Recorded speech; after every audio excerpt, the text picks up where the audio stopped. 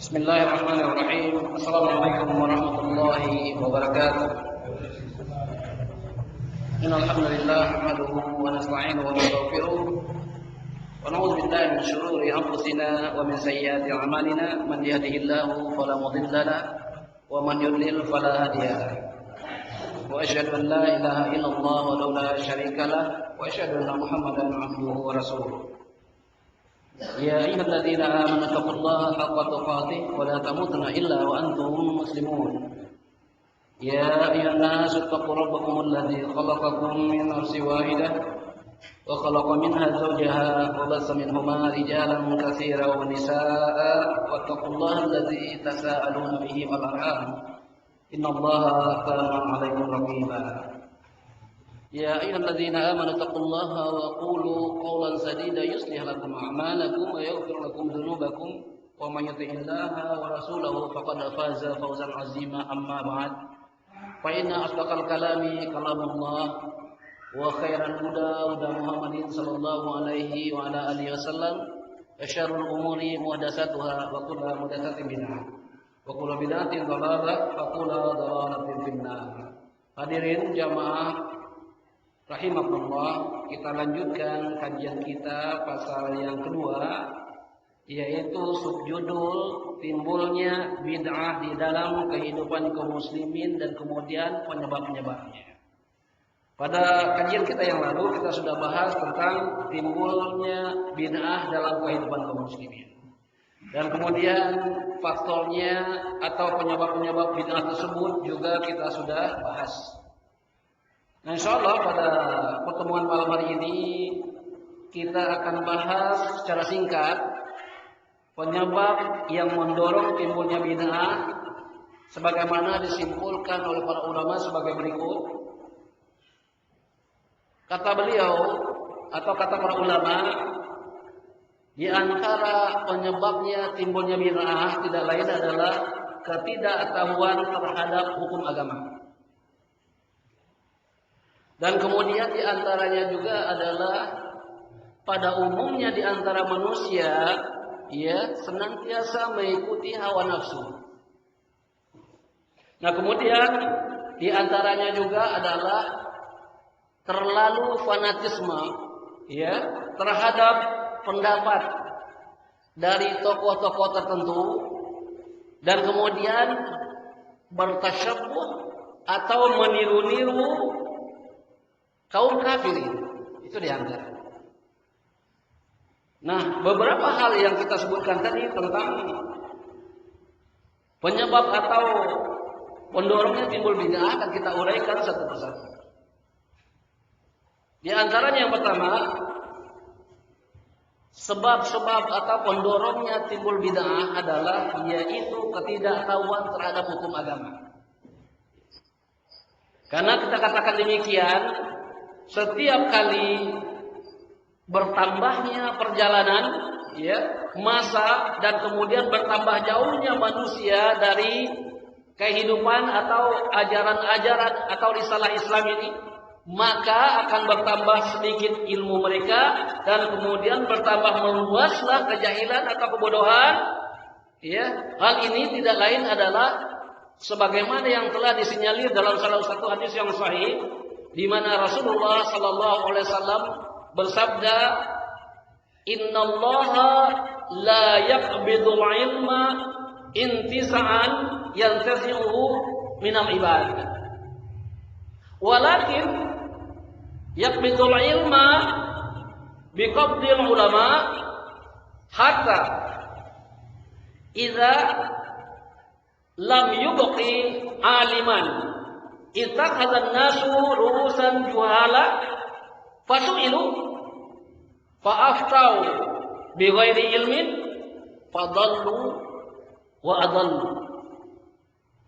Artinya Rasulullah sallallahu alaihi wasallam bersabda dalam hadis yang meriwayatkan Bukhari dan Muslim, sesungguhnya Allah tidak mencabut ilmu itu dengan langsung mencabutnya dari hamba-hambanya.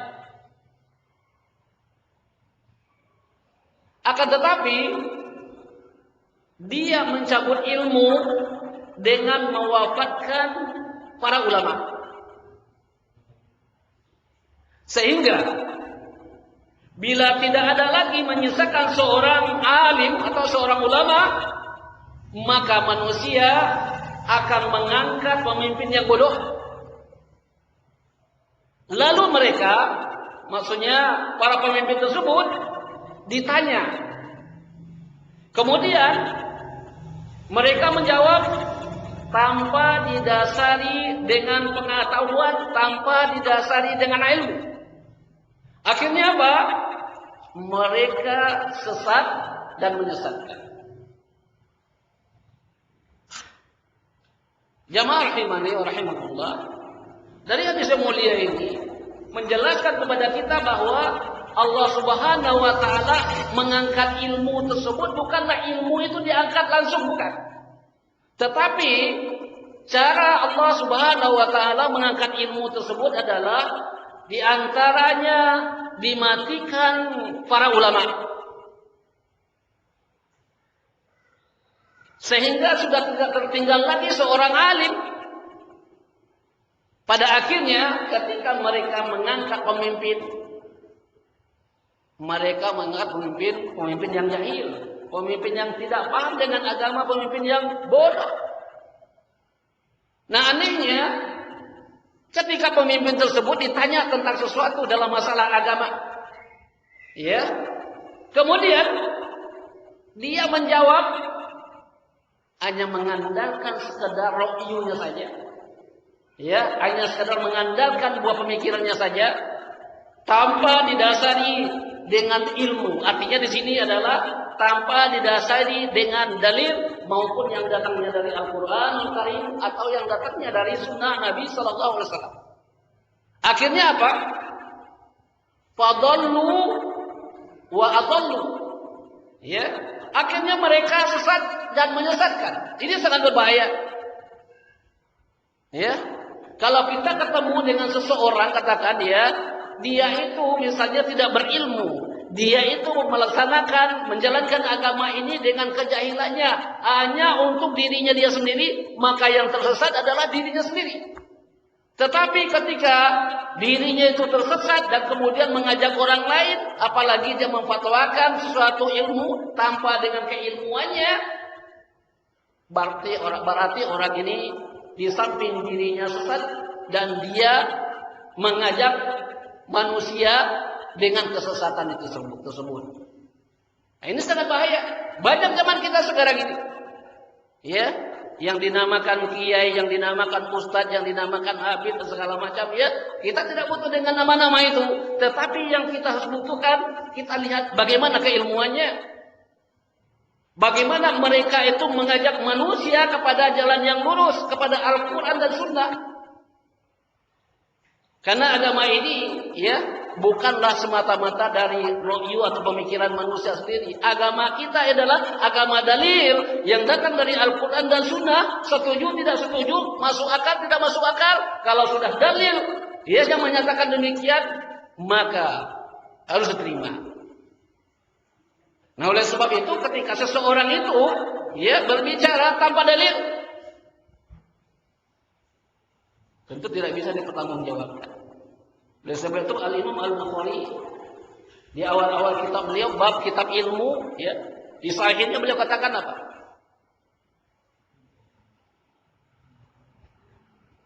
Al-ilmu qabla al-qawli wal amal. Ya. Apa artinya ini? Artinya adalah hendaklah seseorang itu memiliki ilmu terlebih dahulu sebelum dia berkata, sebelum dia berbuat. Kenapa demikian? Orang-orang yang berilmu, perkataannya, perbuatannya benar. Artinya adalah orang-orang yang berilmu apabila dia berkata, apabila dia beramal, maka perkataan dan amalnya benar. Tetapi ketika orang yang tidak berilmu berkata dan beramal, maka mudaratnya lebih besar. Jadi kalau di dalam Islam itu, mohon maaf, senioritasnya adalah ilmu. Ya, kenapa kok jadi imam itu harus yang akrab? Kenapa yang jadi imam itu harus yang baca Al-Quran yang baik? Ini menandakan kepada kita, seandainya yang jadi imam itu usianya lebih muda, sementara makmumnya adalah mungkin yang sepuh-sepuh. Ya, ini menandakan kepada kita bahwa senioritas di dalam Islam itu adalah ilmu. Rasulullah bersabda, ya ummu qaumu aqra'uhum li kitabillah. Yang menjadi imam, ya, di dalam suatu kaum itu adalah orang yang akrab, orang yang fasih membaca kitabullah. Tapi ini beda-bedakan ya. Kalau masjid-masjid yang tradisional, kayaknya kalau kaidah ini kurang terpakai. Ya, seandainya yang sudah sepuh jadi imam, bacaannya banyak salah, mungkin lidahnya sudah tidak bisa mengeluarkan makharijul huruf yang benar. Ketika ada seseorang maju katakan lebih muda, kata mereka makwalat. Enggak ada istilah yang demikian kan. Di zaman para sahabat ada seorang, ketika itu anak muda itu berumur 9 tahun. Ya. Nah, di antaranya adalah para jamaahnya terdiri dari orang-orang yang usianya sudah lanjut-lanjut semua. Tetapi ketika ditegakkan sholat jamaah, selalu yang jadi imam anak muda itu. Kenapa? Karena dia qari, karena dia mampu membaca Al-Quran yang baik. Nah, ketika itu hadir di antara makmumnya adalah kaum wanita. Kemudian kaum wanita ini ya mungkin walau alam ya, apakah sholat itu ada takbir atau tidak ketika itu ya. Yang jelas kaum wanita berbicara kepada para sahabat. Apa kata mereka? Bagaimana kalau kita belikan imam kita itu selai kain? Karena ketika itu imamnya umur yang 9 tahun itu kainnya pendek. Jadi ketika dia sujud, ya, kalau kaum wanita itu tidak terlalu lama mereka menunggu bangkitnya dari sujud, agak tersingkap sedikit auratnya. Ya. Nah, akhirnya apa? Dibelikan ya kain agar tertutup auratnya. Nah, yang jadi imam selalu tidak lain adalah dia. Tetapi ketika di masyarakat kita, pernah saya alami di masjid saya sendiri, ada seorang anak muda, ketika itu dia belum menikah. Tapi begitu kita melihat, dia baca Al-Qurannya fasih. Kemudian coba untuk jadi imam, ya, bahkan ingin dijadikan imam rawatib. Kemudian dasar orang tua-tua yang katakanlah tuanya itu tua bukan karena ilmu ya, tua karena usia saja. Apa kata mereka? Itu anak muda itu nggak boleh jadi imam loh. Ya. Sebab yang jadi imam itu harus yang menikah katanya. Ya. Sementara dia ketika itu sudah menikah. Belum menikah, maaf. Dia belum menikah. Nah, kalau memang tidak boleh ya, yang jadi imam itu seorang anak muda yang belum menikah, kok bisa terjadi? Dalam hadis yang sahih itu disebutkan adalah seorang anak muda yang berumur 9 tahun jadi imam. Tapi walau alam ya, apa faktornya ketika orang tua itu berbicara mungkin merasa kok yang jadi imam anak muda, kok yang diimami kok orang-orang tua, kayaknya agak merasa sedikit iri atau bagaimana, walau alam ya, sampai dikatakan demikian. Nah, akhirnya itu anak mundur. Ketika dia sudah menikah, masih berada di situ ya, nggak jadi imam lagi, nggak lama kemudian ada dia pindah. Nah, ini berbicara tanpa ilmu. Ya. Karena dalam Islam itu yang didahulukan dalil. Kalau ada dalilnya yang sahih, siapa saja yang membantah dalil itu, bantahannya nggak dipakai. Nggak ada bahasa relevan atau tidak relevannya, nggak ada. Ya, karena yang namanya agama, apa yang menjadi agama dari dahulu sampai hari kiamat menjadi agama. Tapi ada sebagian yang sok tahu, ya, wah ini udah gak relevan, itu kan zaman Nabi, itu kan zaman sahabat, sudah berlalu waktunya. Sekarang zaman kita sudah lain, enggak begitu. Beda dengan teknologi, beda dengan ilmu keduniaan berkembang. Kalau agama, ya, ada sedikit mungkin barangkali ya, wasilah-wasilahnya saja, ya, tetapi tidaklah yang merupakan yang sudah pokoknya. Kalau yang sudah pokoknya sudah sempurna, nggak boleh ditambah, nggak boleh dikurang. Ya, makanya turunnya firman Allah Subhanahu wa taala yang terdapat di dalam surat Al-Maidah ayat 3 ini menjadi pegangan pada kita bahwa ketika seseorang melakukan hal-hal yang tidak pernah ada di dalam Islam, maka tidak boleh dikerjakan. Berarti ditambah. Atau yang sudah ada di dalam Islam dihilangkan, itu juga tidak boleh. Ya. Intinya adalah agama Islam sudah sempurna. Bahkan ayat ini kata ulama merupakan ayat bukan terakhir turun, tetapi ayat yang terakhir berbicara tentang sempurnanya syariat ini.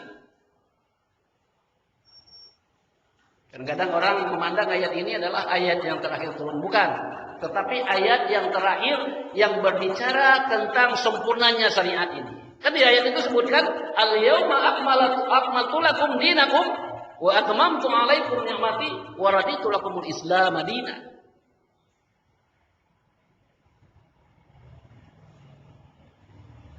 Hari ini telah aku sempurnakan agama kalian.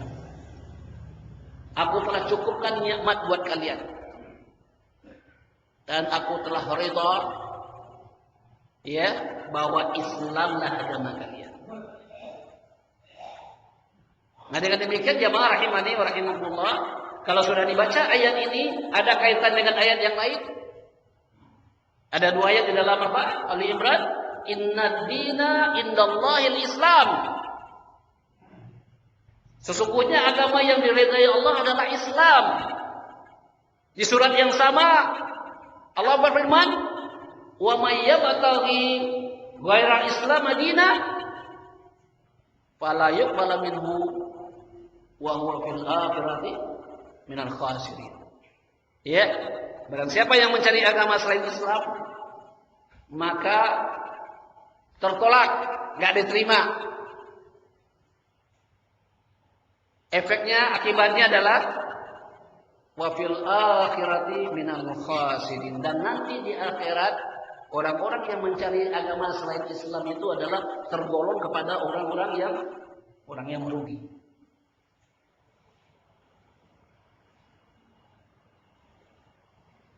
Kadang-kadang ini dipahami, ya, mencari agama selain Islam itu keluar dari Islam masuk agama lain. Terkadang dipahami demikian. Memang letterletnya begitu. Tetapi apabila kita menjalankan Islam ini, ya, tidak sesuai menurut ketentuannya, tidak sesuai menurut petunjuknya, tidak sesuai menurut apa yang Rasulullah SAW, ya, apalagi kita bertasyabuh dengan kaum musyrikin, berarti kita mencari agama selain Islam. Mereknya boleh Islam, tapi dalam praktek kita, ya, keluar dari Islam. Banyak itu, urut aja. Ya. Bukan masalah ibadah saja. Dalam masalah penampilan, dalam masalah gaya hidup, dalam masalah akhlak, dalam masalah berbicara, dalam masalah makanan, apa yang tidak kita bertasabuh dengan kaum musyrikin itu. Hampir semuanya seolah-olah di dalam Islam itu ya tidak sempurna. Padahal Rasulullah SAW ya membawa risalah ini mulai dari belajar tauhid, belajar ibadah, belajar muamalah, belajar akhlak, semuanya nggak ada yang tertinggal. Berikut doa-doanya. Di agama lain nggak ada apa. Masuk WC nggak ada doanya. Kita masuk WC ada doa. Keluar WC berhubungan suami dan istri. Ini menandakan Islam itu tinggi. Al-Islamu yu'lu wa yu'la. Tapi nggak ada alai. Alai itu dari nggak ada tambahan alai. Ada ustaz yang menambah alai. Nggak ada alai. Islam itu adalah tinggi dan sangat tinggi. Nggak ada tandingannya, nggak bisa dibanding-bandingkan. Oleh sebab itu, kalau kita mengatakan bahwa agama yang benar adalah Islam, jangan yang paling benar. Yang benar, kalau yang paling benar berarti agama yang lain benar juga. Tapi yang paling benar Islam enggak. Agama yang benar. Kalau sudah benar lawannya berarti tidak benar. Itu aja. Kalau yang paling benar berarti yang lain benar juga. Cuma nggak paling dia. Ada nilai lebihnya atau plusnya. Enggak demikian. Ya, salah ngomong, salah arti, salah tujuan. Nah, kemudian jamaah rahimani wa rahimakumullah, ketidaktahuan terhadap hukum agama ini adalah ya berarti akan munculnya pemimpin-pemimpin yang jahil. Kemudian berbicara tentang Islam. Kalau pimpinan-pimpinan masalah keduniaan kita nggak anggap lah. Tapi kalau sudah namanya pimpinan atau berbicara tentang Islam, harus alim. Ya. Oleh sebab itu, kalau tidak ada yang memberantas pelaku-pelaku bid'ah itu, tidak ada dakwah yang membicarakan tentang bid'ah itu, ya. Yang notabene di sini adalah, ya, yang berbicara yang memberantas bid'ah itu adalah para ulama. Nah, ketika ulama itu sudah diwafatkan atau tidak tersisa lagi ulama itu, maka akan timbul dan akan merebaknya berbagai macam bid'ah, dan kemudian bertambah giatlah para pedagang-pedagang bid'ah itu sendiri atau pelaku-pelaku bid'ah itu sendiri. Akhirnya apa? Barang dagangan mereka laris dengan kebid'ahan yang ya mereka lakukan tersebut.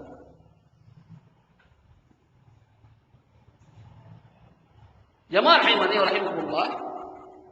Selanjutnya, penyebab-penyebab ya timbulnya bid'ah itu yang kedua adalah mengikuti hawa nafsu.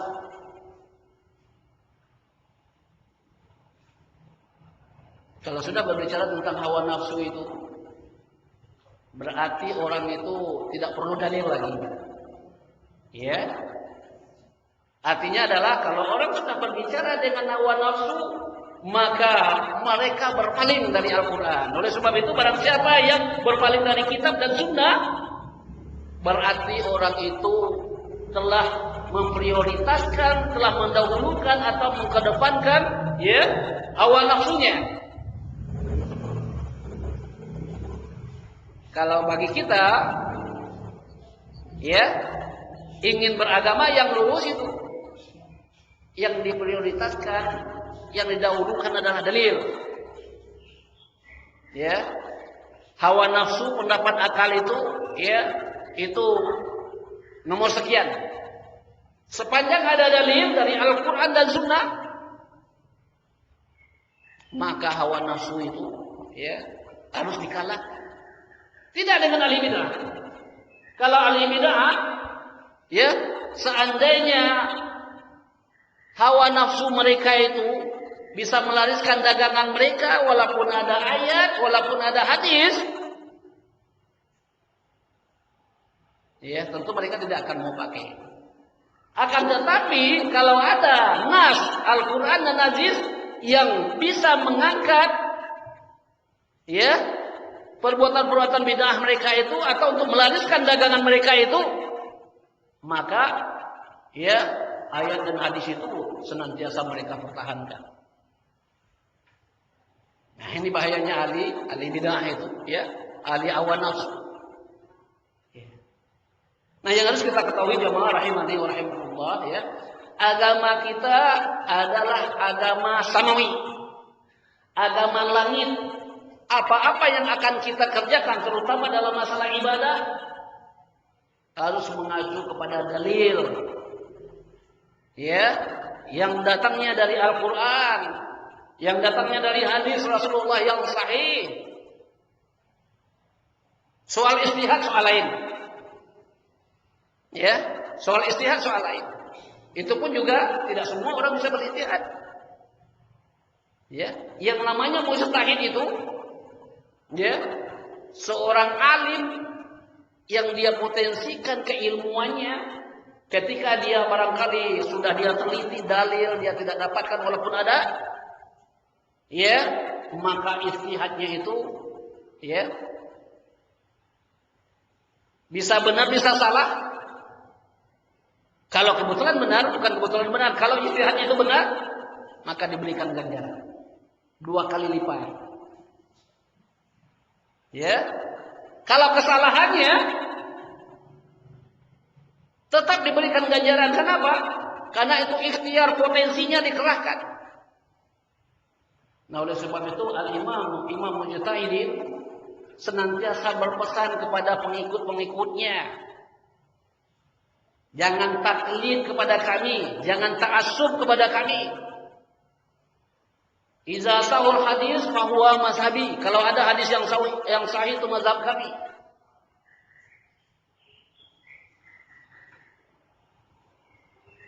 Ini mujtahidin. Kadang-kadang kan kita enggak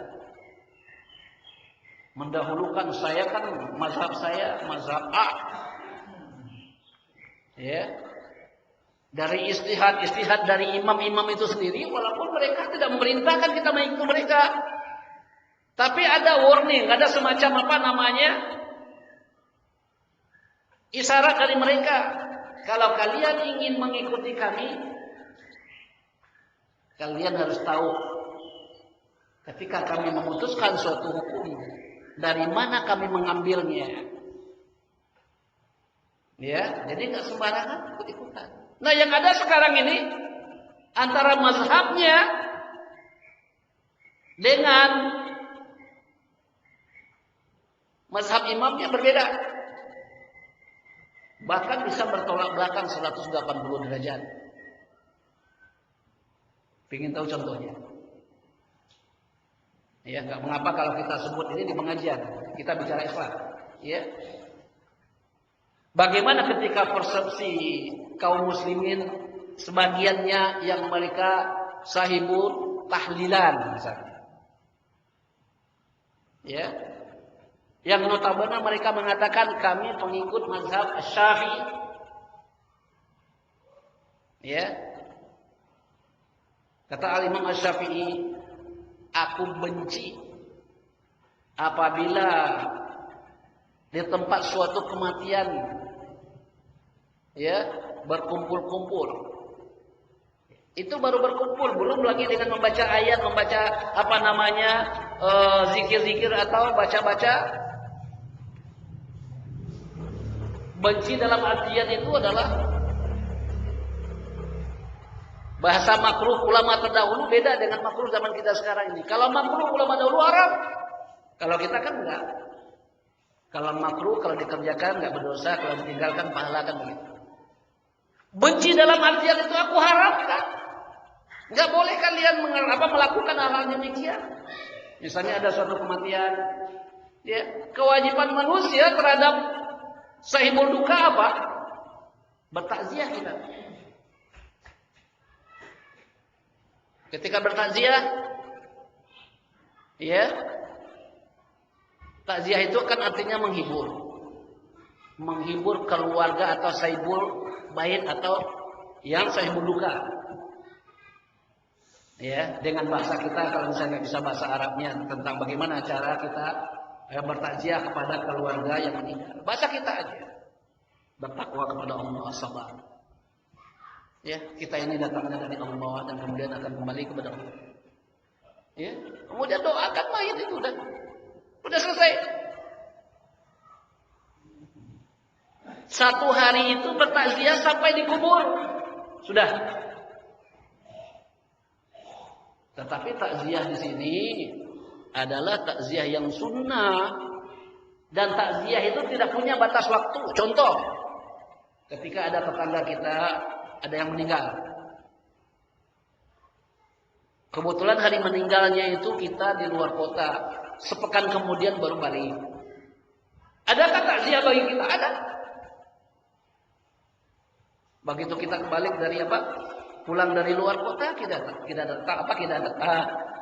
kita datangi sahibul duka itu. Ya. Mohon maaf. Ketika abang kita meninggal, ketika saudara meninggal, bapak kita meninggal, saya kebetulan di luar kota. Baru pulang hari ini. Ya, mohon maaf saya ya. Kemudian hibur mereka, bertakwa kepada Allah, sabar. Cukup udah. Nah, ini baru takziah yang sunnah. Kemudian ketika hari tinggal itu, kelilingnya tetangga yang ada itu sibuk deh. Yang satu misalnya tuh menyediakan makanan, yang satu masakin ini. Bukan buat yang takziah, buat keluarga yang lain. Itu yang ada. Nah, kemudian dikemas. Ada yang ya 7 hari entah baca apa ya, Yasin apa segala macam. Nah, itu kan nggak ada yang begitu. Ya. Nggak ada kok, tapi ada gitu. Gimana? Nah, artinya berarti kita telah menyelisihi sunnah Nabi Sallallahu Alaihi Wasallam, menyelisihi syariat Islam. Yang tidak ada diadakan, atau mungkin dalam pemahaman yang salah. Oh, ada takziah. Iya, takziahnya yang bagaimana? Idza mata ibnu Adam inqata'a amalu illa min salasin. Kalau sudah meninggal anak Adam itu sudah terputus amalnya kecuali 3, shadaqatun jariyah atau ilmu yang tafa'u bi wa waladun shalih yad'u lah.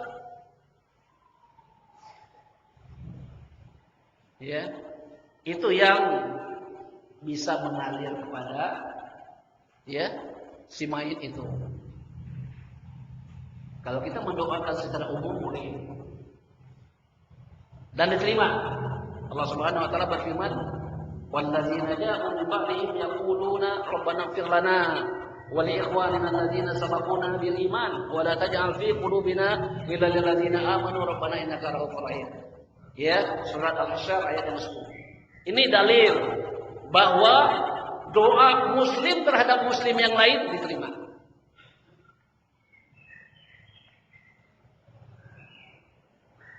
Tetapi ketika ya mereka berpaling dari kitab dan sunnah dengan sebab-sebab ya mengikuti hawa nafsu, berarti mereka telah mengikuti hawa nafsu dan kemudian meninggalkan Alkitab dan sunnah. Oleh sebab itu Allah Subhanahu wa taala berfirman ya di dalam surat Al-Qasas ayat 50, fa illam yastajibu laka fa'lam annama yattabi'una ahwa'ahum wa man adallu mimman ittaba'a hawahu bighairi hudam minallah.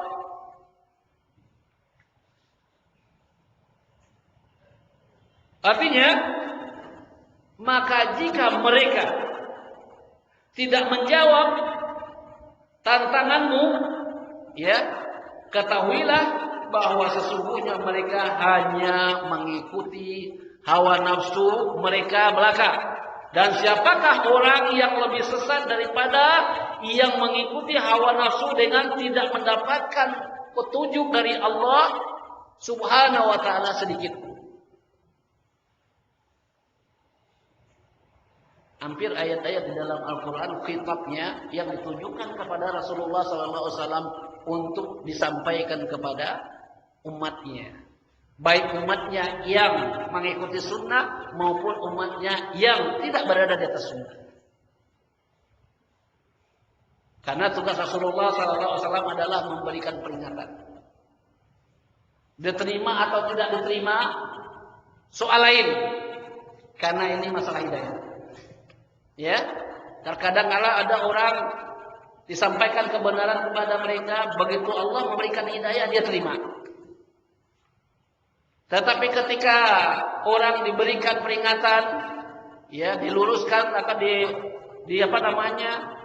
diajarkan kepada kebaikan, walaupun dia paham, walaupun dia tahu dalilnya, kalau Allah Subhanahu wa taala tidak memberikan hidayah, sampai kapanpun dia tidak akan pernah ya meninggalkan perbuatan bid'ahnya dan kemudian tidak akan pernah mengikuti kebenaran yang datangnya dari Allah dan Rasul.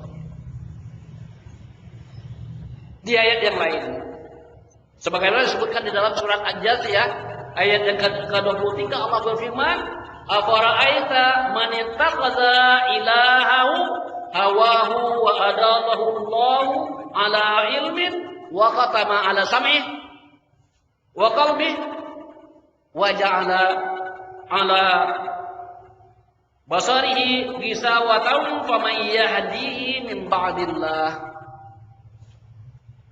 Artinya, maka pernahkah kamu melihat orang yang menjadikan hawa nafsu sebagai Tuhannya dan Allah membiarkan dia sesat berdasarkan ilmunya, maksudnya ilmu Allah, dan Allah telah mengunci mati pendengaran dan hatinya, meletakkan penutup atas penglihatannya, maka siapakah yang akan memberinya petunjuk sesudah Allah Subhanahu wa taala membiarkannya di dalam kesesatan. Man yahdihillahu fala mudhillalah wa man yudlil fala hadiyalah. Barang siapa yang diberikan Allah hidayah, tidak akan ada yang bisa menyesatkan. Wa may yudlil fala hadiyalah. Barang siapa yang disesatkan Allah, tidak ada satupun yang mampu untuk memberikan hidayah. Oleh sebab itu Nabi ajarkan kepada kita senantiasa berdoa, Allahumma inni as'alukal huda wat tuqa wal afafa wal ghina. Baca doa ini agar kita senantiasa diberikan Allah Subhanahu wa taala hidayah. Kenapa? Karena hati manusia itu dalam genggaman Allah. Senantiasa Allah bolak-balikan ke kiri dan ke kanan. Bisa jadi orang ini hari ini beriman, besok dia kafir, bisa jadi dia besok kafir kemudian beriman, begitu seterusnya. Lagi-lagi Nabi SAW ajarkan doa kepada kita. Baca di dalam salat, di dalam sujud. Ya muqallibal qulub, tsabbit qalbi ala dinik. Wahai Rabb yang membolak-balikan hati, teguhkanlah hati kami di atas agama Engkau. Gak ada jaminan kita. Sampai kita wafat gak ada jaminan kita. Apakah kita diwafatkan dalam keadaan husnul khotimah atau su'ul khotimah, gak ada jaminan. Oleh sebab itu, ini senantiasa kita baca doa ini agar Allah Subhanahu wa taala menetapkan, meneguhkan hati kita di atas agamanya. Ya muqallibal qulub, tsabbit qalbi ala dinik. Kita hafal doa ini, baca di waktu sujud. Ya muqallibal qulub, tsabbit qalbi ala dinik. Wahai Rabb yang membolak-balikan hati, teguhkan hati kami di atas agama Engkau. Ingat, iblis atau syaitan berperan bagi diri kita. Kalau keimanan kita, akidah kita lemah, mudah bagi mereka untuk menggoda kita. Tapi kalau akidah kita kuat, keimanan kita kuat, maka setan atau iblis tidak akan mampu menggoda kita. Apalagi kita senantiasa berada dalam keadaan ikhlas. Ketika kita menjalankan segala bentuk perintah Allah Subhanahu wa taala. Kemudian jemaah rahimani wa rahimakumullah, perbuatan-perbuatan bid'ah tersebut tidak lain hanyalah akibat dari buruk dari keinginan hawa nafsu yang senantiasa diperturutkan. Jadi kita memiliki hawa nafsu, tetapi yang seharusnya hawa nafsu ini jangan sampai mengalahkan akal. Kalau sudah dikalahkan, makanya kita tidak akan tahu apa yang harus kita perbuat. Mau baik mau benar itu, karena setan itu adalah mereka mengiming-imingi, menghiasi keburukan itu dengan kebaikan. Nah, oleh sebab itu, harus kita pertahankan hal yang demikian, agar kita senantiasa, membentengi hawa nafsu kita. Kalau hawa nafsu untuk beribadah taat sih boleh. Kalau hawa nafsu itu untuk menuju kepada kesesatan, semakin hari semakin hari, Bisa jadi kufur kita. Kemudian jemaah rahimani wa rahimakumullah, ya. Di antara faktor-faktor atau penyebabnya, ya, bid'ah itu, yang ketiga adalah secara singkat bahwa seseorang atau pada umumnya di antara, ya, pelaku-pelaku bid'ah itu, mereka fanatismenya terhadap pendapat atau taklid terhadap tokoh-tokoh tertentu. Ya. Makanya bagi musuh-musuh Islam itu, ya, kenapa ditampilkan di TV itu orang-orang yang memiliki latar belakang, ya, yang apa namanya, katakanlah seolah-olah itu dia ada di ilmu. Makanya kalau ada di antara kaum muslimin, ya, ngambil S2 filsafat ke luar negeri itu dipercepat. Dipercepat agar dia kembali ke tanah air, kemudian ditampilkan di TV. Nah, ketika dia berbicara, kenapa tidak? Benar perkataannya, dia kan sudah belajar di luar negeri. Jadi ketika bukan tokoh berbicara, bicaranya benar, nggak didengar. Ketika yang berbicara tokoh, walaupun bicaranya nggak benar, didengar. Nah, makanya kaidah kita yang harus kita pahami, ya, pahami kebenaran itu, ya, akan tahu orang. Siapa orang yang benar itu. Tapi kalau mengenal kebenaran itu melalui figur atau tokoh, nggak ada jaminan. Ya, nggak ada jaminannya. Ya. Makanya ditampilkan di TV-TV itu. Kalau kebetulan orang awam yang mendengarkan, oh kata si ini begini.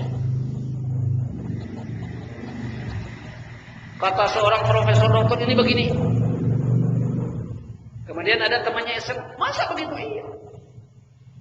Itu yang bicara ini loh, berarti benar itu. Sekolahnya aja, nah ini.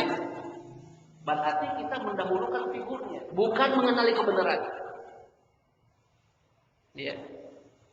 Karena kebenaran itu, ya, datangnya dari orang-orang yang jujur, orang-orang yang ikhlas, orang-orang yang tidak ada kepentingan lain kecuali adalah apa?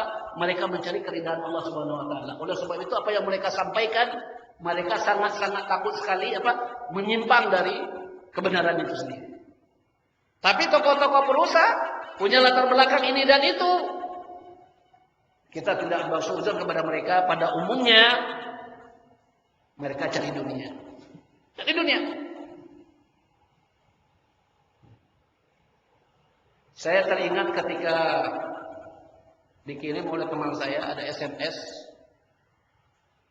SMS itu datangnya dari kedutaan Iran kepada ulama-ulama tangan kanannya.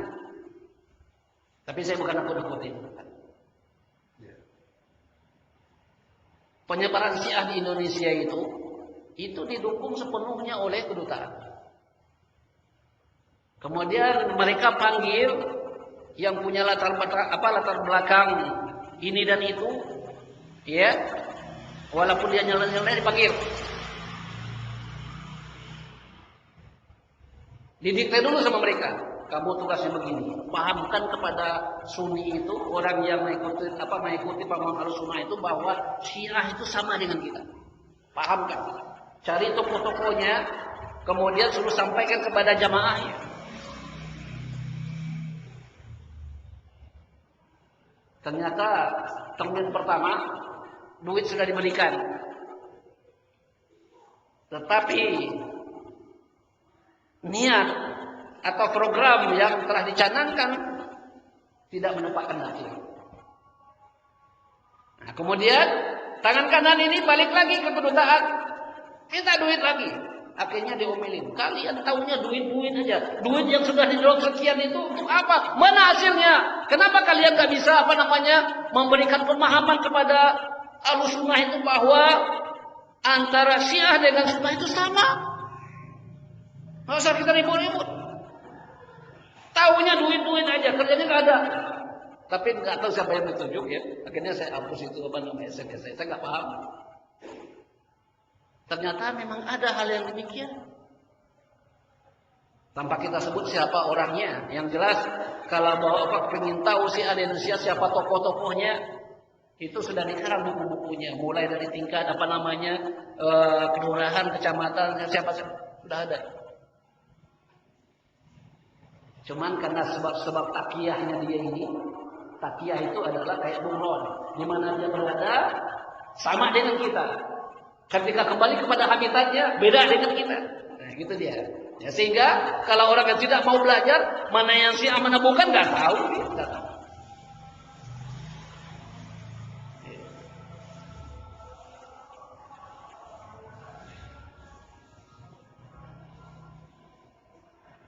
Nah, oleh sebab itu jamaah rahimani wa rahimakumullah, orang-orang yang fanatis fanatismenya tinggi ini, orang-orang yang taklid ini, ya. Itu Allah Subhanahu wa taala telah berikan peringatan kepada mereka. Ya. Kalau mereka mau membaca ayat ini, tentu mereka akan berhenti. Kalau mereka paham, mereka akan berhenti dari taklid dan fanatisme mereka. Allah sebutkan di dalam surat Al-Baqarah ayat 110, bahkan di ayat yang lain sebagaimana disebutkan di dalam surat Luqman. Di dalam surat Al-Baqarah 170 Allah berfirman, "Wa idza qila lahum ittabi'u ma anzalallahu qalu bal nattabi'u ma alfaina alaihi aba'ana." Artinya, dan apabila dikatakan pada mereka, ikutilah apa yang telah diturunkan Allah, maksudnya adalah Al-Quran. Ya, mereka menjawab, lah, tidak. Ya. Tetapi kami hanya mengikuti apa yang telah kami dapati dari perbuatan nenek moyang kami. Ya. Kalau di ayat ini dikatakan seandainya nenek moyang itu nggak mendapat petunjuk, mereka akan ikuti juga. Banyak kan sekarang ini. Dari dulu, kalau kita melanggar kaidah ini, ya nanti kita kuat. Dari dulu sudah begitu. Dari dulu yang mana? Kalau dari dulu yang benar, Rasulullah sudah begitu, sahabat sudah begitu, baru benar. Tapi kalau dari dulu dalam artian ya, bapak-bapaknya, kakek-kakek yang terdahulu yang barangkali ya, yang tidak mendapatkan petunjuk, atau mungkin ya, yang memang pemahamannya dulu masih didominan oleh paham-paham Hinduisme atau ya, ini pada umumnya kan di luar Islam. Apakah kita harus fanatik juga kepada itu? Yang seharusnya kan kita tinggal. Ya. Nah, begitulah sifat orang-orang yang fanatik pada zaman sekarang ini. Nah, dari sebagian pengikut aliran sufi diantaranya dan orang-orang kuburiyun atau tukang ziarah dan tawasul ke kuburan. Bila mereka meninggalkan apa yang mereka kerjakan itu, ya,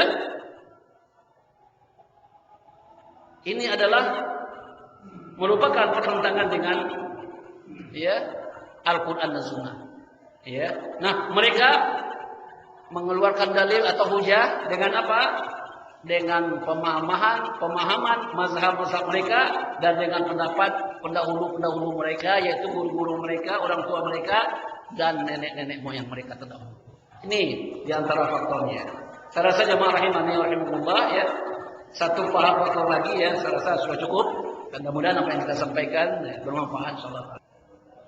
Ya, barangkali itu aku qouli hadza wa astaghfirullahaladzim li wa lakum. Subhanakallahumma wa bihamdika asyhadu an la ilaha illa anta astaghfiruka wa atubu ilaik. Wa minkum assalamualaikum.